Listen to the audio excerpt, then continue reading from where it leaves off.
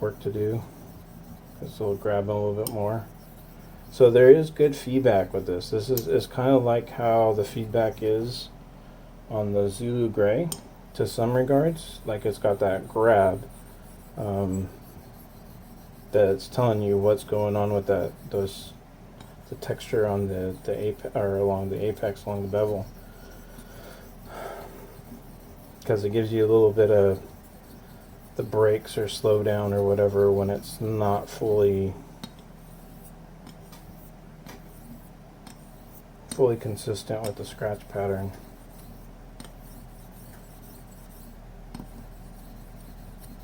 And it really, you want something like that to give you that feedback. That's why I think I struggle so much with the caudicle, is the feedback isn't so obvious. So I'll be right back.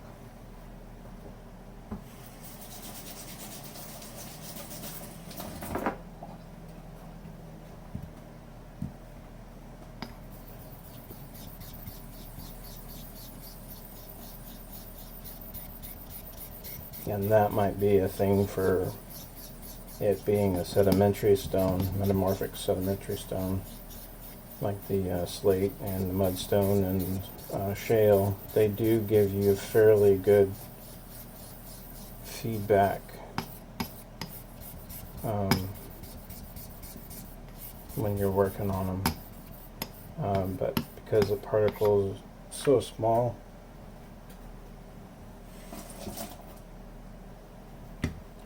they don't want to roll, or what is it called? It's kind of rolling your edge, but convexing the edge where it rounds it.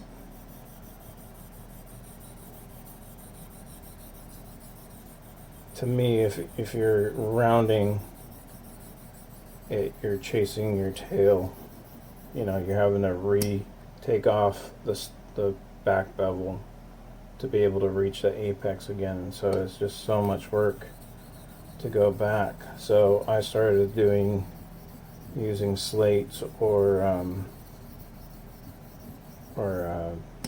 Washitas or anything like that, the Arkansas stones, to set my bevel and have everything pretty much polished level, and then go to the caudicle to finish. And usually I would either do the soap and then do an oil finish, so it's both polishing parts. On one stone I think I can get away with having some slurry. It doesn't seem to be negative, but on another one that I have, it will convex that edge like super quick. So understanding what your stone can do and learning all that stuff it's all part of the game, trial and error.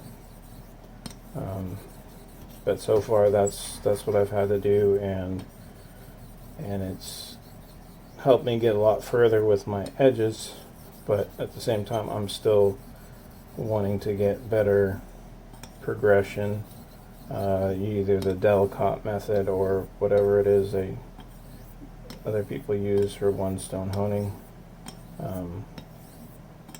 It's got its advantages working that way, being able to use one stone for it.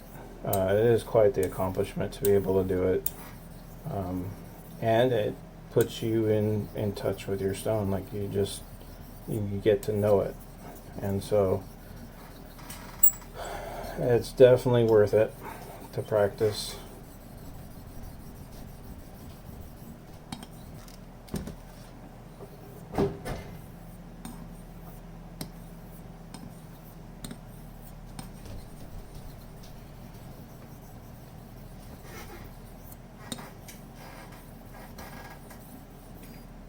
I usually use my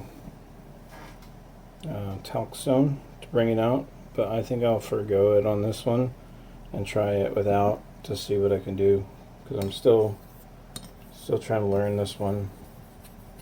But I do like using it on my other stones to just really bump that keenness and that polish. Also too, if I want to go a little bit faster on a step, I'll use that, and because it really does help with the polishing stage.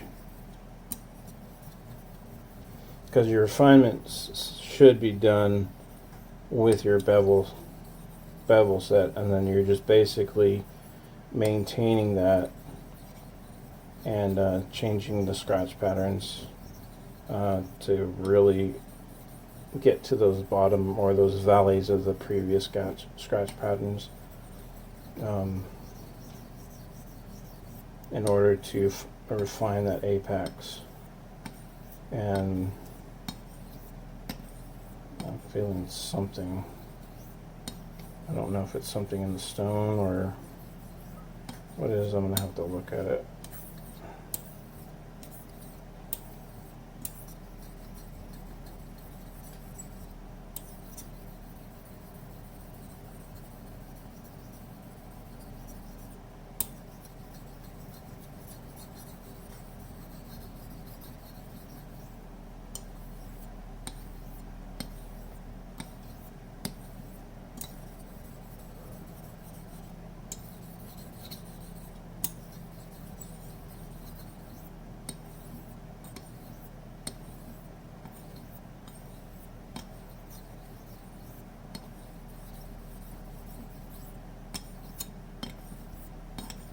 I'm just listening to the stone right now, seeing what it's telling me, and now let's look at it through this loop.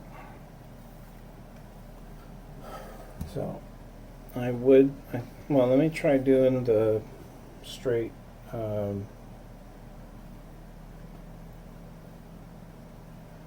dish soap real quick. I'm going to rinse this off real quick. Okay.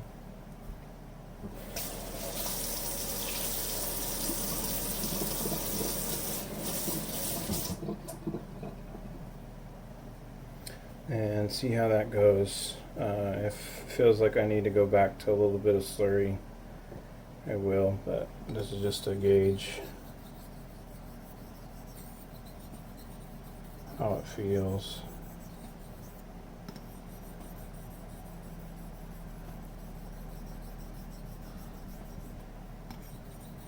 No, it's feeling pretty consistent.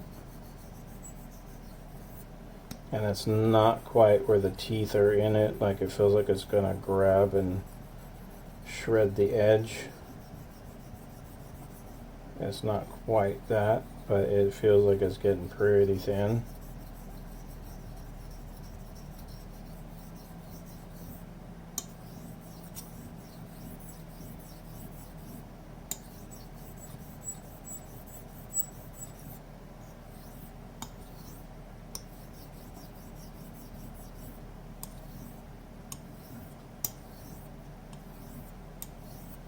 So right now I'm concentrating on this toe.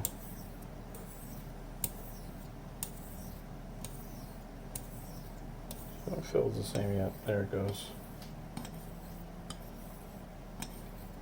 And the nice thing about the Dawn soap is you have the resistance and where it pulls it into the stone for you, but it's enough lubrication that it's not grabbing the stone and trashing your edge. When I was first learning to use the arcs, I would try the running water and all that kind of stuff from videos I watched, trying the different techniques to push the edge and get it as far as I could. And I'd spend all this time chasing my tail because I was going too far with the water, because the water, it stops becoming a lubricant and it creates too much grab, and with the arcs they're pretty unforgiving. So using the soapy water really helps keep it engaged, that edge engaged with the stone. It amplifies the sensation, the feedback that you get on the stone with the razor. It's like it's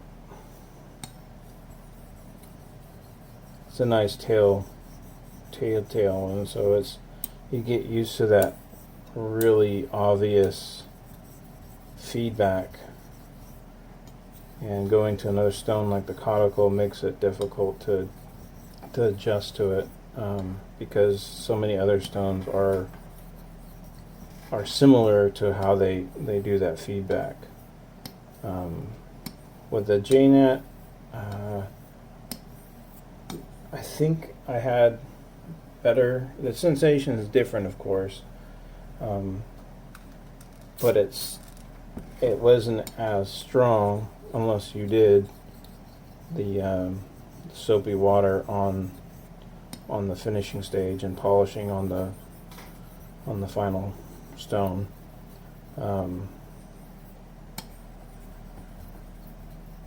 Yeah, I'm not feeling anything now.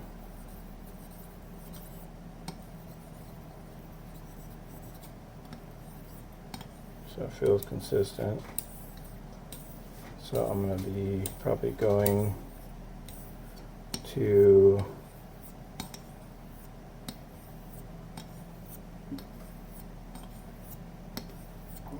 glycerin soap next. Yeah, that's very consistent. A little bit still on the toe there.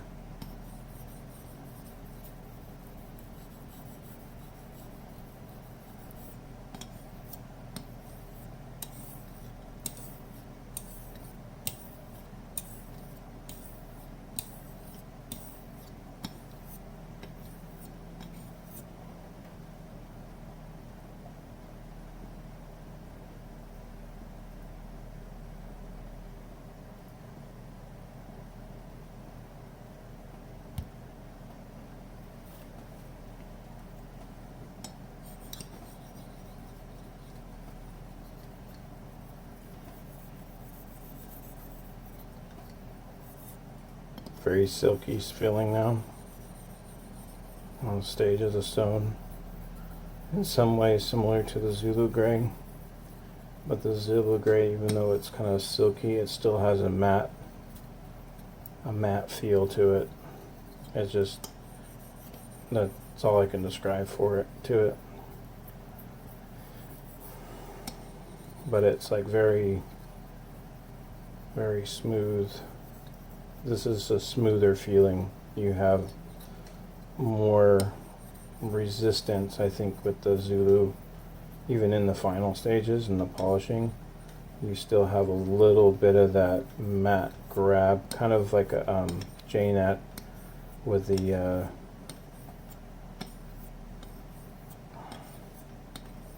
a little bit of slurry on there, even though you don't have the slurry on there. So it's just unique.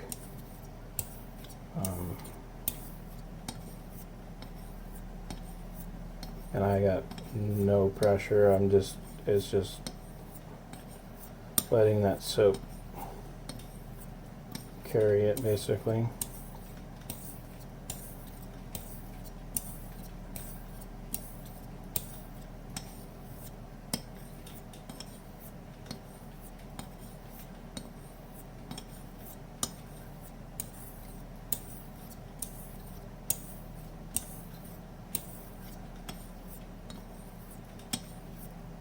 I don't know if I got particles coming off from the sides, but I'll sometimes get a feeling like there's something comes onto the bevel and creates a little bit of